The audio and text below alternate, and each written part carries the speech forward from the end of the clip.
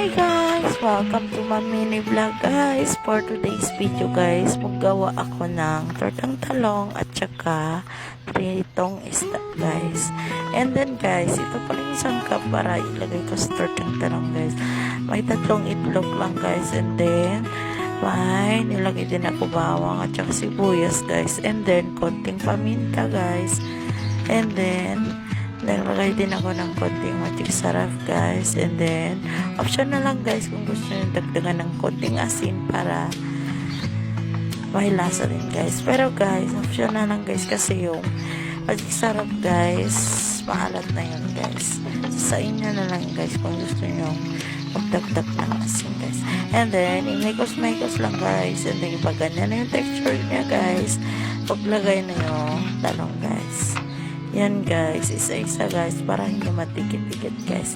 And then pag ganyan na guys, i-press nyo lang guys para yung lasa guys magnuot sa talong guys. Yan guys, tapos ibaliktad nyo guys para yung baliktad din may lasa din na guys. And then i-press nyo lang guys. Pagka ganyan na guys, isa na set up.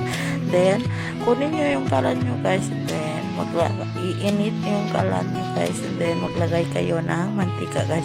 Pagka mainit na yung mantika guys, ganyan na guys. And then maglagay na kayo yung talong kanina guys.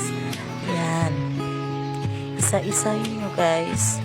Huwag talaga ilagay agad guys. Dapat ganyan guys.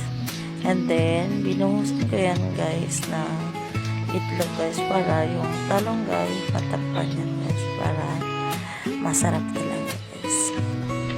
Yan guys.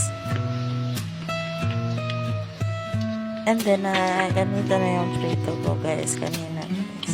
And then guys, luto na pala yung pritong isda ko guys. And then hinango ko na guys para hindi na siya masunog guys.